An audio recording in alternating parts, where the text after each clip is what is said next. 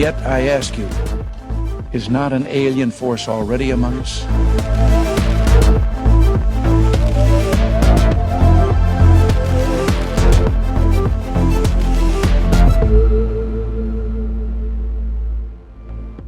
On the 16th of November 1974, American astronomer and astrophysicist Frank Drake, with the help of the cosmologist Carl Sagan, sent an interstellar radio message into space from the Arecibo radio telescope in Puerto Rico. The message comprised 1,679 binary digits and was aimed at the Messier 13 star cluster some 25,000 light-years away. The message itself comprised 7 parts and encoded the following information: the numbers 1 through 10, the atomic numbers of the elements hydrogen, carbon, nitrogen, oxygen and phosphorus, which make up human DNA, the formulas for the sugars and bases of our DNA, the number of nucleotides in DNA, together with a graphic showing its double helix structure, a graphic figure of a human showing the physical height of an average man, together with the number for the human population on Earth, a graphic of our solar system showing which of the planets the message is coming from, and the final part of the signal contained a graphic of the Arecibo radio telescope itself, together with the dimensions of the transmitter dish we used to send the message. Presumably, this last part was to show any alien civilization that intercepted the signal what level of communication technology our species holds. It was a matter of controversy whether anyone ever expected to receive a reply. Some say that the exercise was meant more as a demonstration of human achievement rather than any real attempt to communicate with extraterrestrials, because it was a full 10 years later when Frank Drake and Carl Sagan actually founded the organisation SETI. Then, on the morning of the 20th August 2001, humanity woke up to the possibility that we may have received a response to our message in the unorthodox form of an elaborate crop circle located right next to the Chilbolton radio telescope in the county of Hampshire, UK. The Chilbolton telescope is itself shrouded in mystery.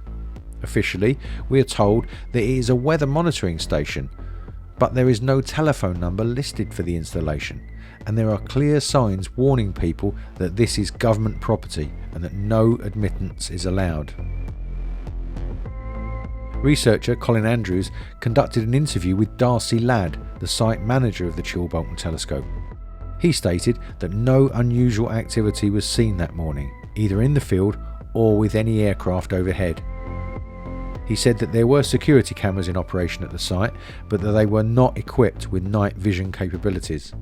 When questioned, staff at the site said it is not manned at night or at the weekend, even though there is what appears to be permanent residence there, together with other buildings. Incredibly, the appearance of the crop circle response to the Arecibo message was preceded by an elaborate crop formation of what appears to be a humanoid face emerging from the ground through the crop. At ground level, it was impossible to discern what the image was.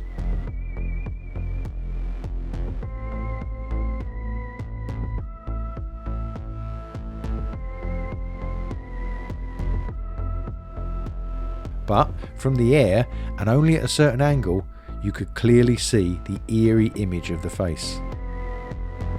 The image that confronted us bore a striking resemblance to the so-called Face on Mars image captured by Viking in July 1976, right down to the asymmetry and erosion on the right-hand side. The way the formations were made were very clever. There wouldn't have been much margin of error to do something like that that is as precise as you see it. And then the face that was with the, what we tend to call the message part of it, at first was very vague. It sort of, you could tell it was a face, but it wasn't clear. But then if you just take an image of it and blur it even slightly, suddenly it comes to life. And there, of course, you've got this humanoid face staring out. And, you know, there was great debate. Was it an alien face? Some said it reminded them of the face on Mars, which many people believe is up there. Some said it reminded them of the Turin Shroud. And others said it was Tony Blair. But, either way, it was a face. Looking at the construction of this formation was unlike any other seen previously, being made from hundreds of small circles of varying size, like a halftone system used in newspaper printed images. This created the illusion that the lighting was coming from the top right-hand corner, when in fact Steve Alexander's image of the glyph, taken in sunlight, clearly has light coming from the lower right. In addition, the glyph was also positioned in the field so that the tractor line cut through the face vertically, again resembling the face on Mars. Some researchers claimed that positioning the formation in such a manner and using optical physics to create the illusion of light direction was a deliberate attempt to draw our attention to the face on Mars image.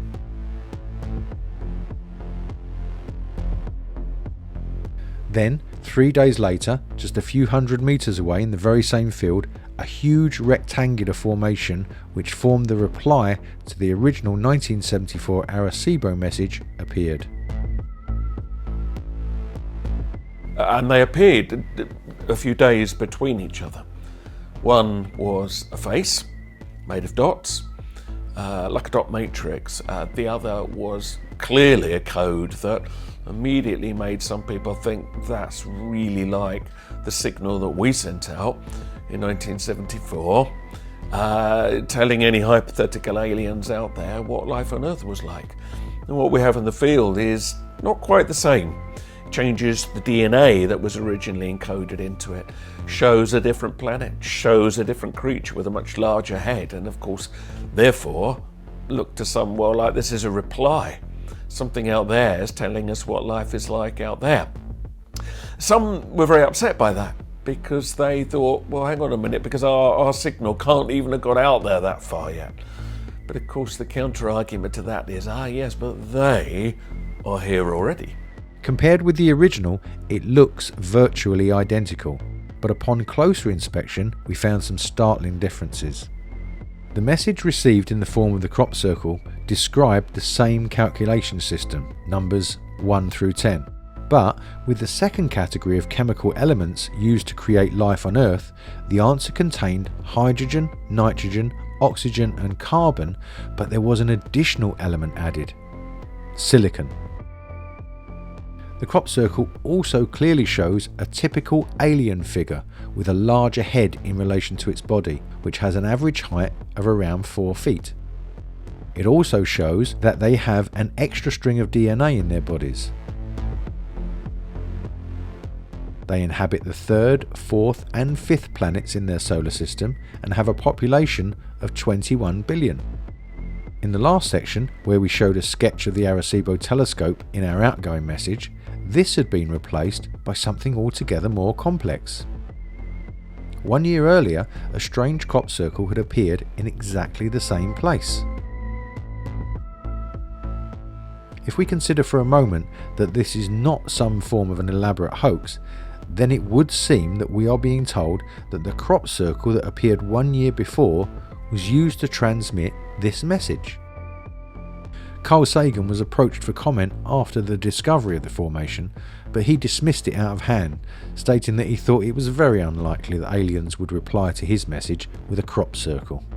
That was a step away from the usual ambiguity, which is what we were used to. Most, you're not quite sure what they mean, but just every now and then you get one where you go, well, there's no question, that's a face, and that is a message of a kind. And of course they turned out to be a prequel to the full-on message in ASCII code that would arrive a year later, just outside of Winchester in 2002. And that then, I think, really took us into a whole new dimension of what a message is, because that one was in words. The following year, on the 15th of August 2002, and just 9 miles away from the Chilbolton radio telescope, another huge and elaborate crop circle of an alien with a disc appeared in a field of wheat at Crabwood Farm near Winchester in Hampshire. In contrast to the face that appeared 1 year earlier, which consisted of hundreds of small circles, like the technique used in newspaper print, this face was constructed from hundreds of horizontal lines, similar to how images at that time were constructed on TV screens. On the ground, it was again quite impossible to discern the image, especially on the shadow side of the face, where just a few stems were laid over in between the standing crop. It is also inconceivable how this could be achieved without damaging the surrounding crop, and to this day, no man-made demonstration has ever been able to do so. On the left-hand side, just over the shoulder of the alien face, appears what seems to be 3 UFO craft, which some people viewed as confirmation of all the UFO sightings witnessed over the past decades. On the right-hand side of the formation was a disc with hundreds of standing clumps of crop which varied in size and regularity. After several days of head scratching as to what this could be, researcher Paul Weige discovered that each section was arranged into groups of precisely 8 bits. Having a background in computers, he theorised that this may be ASCII, a form of binary code used to program the alphabet into computers at the time. And I had to enlarge the disk quite substantially on the computer and run some image analysis over it to make it clear so that I could see what was a standing tuft and what was flattened. And while I was doing this, I noticed that every so often there was almost a mistake in the diagram. It was like there was a tuft, where the little square tuft, it had done sort of half size. I thought that's a bit odd, and it seemed fairly regular. I was going round and I sort of counted up, and it was sort of literally every sort of 8 bytes or whatever, and I thought, 8 bytes, and from computer side is obviously some sort of binary code.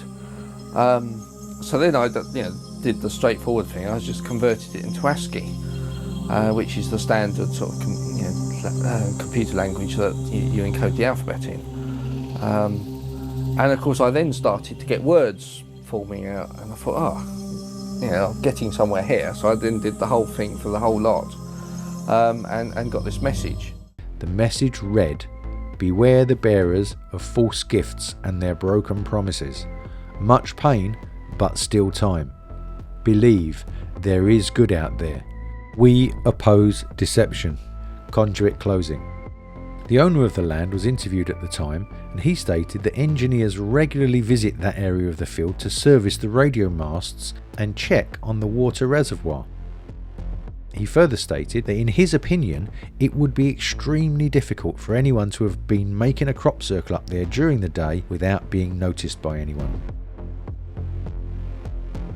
So there it is. 2 elaborate crop formations appeared in highly sensitive locations containing very explicit and unambiguous messages.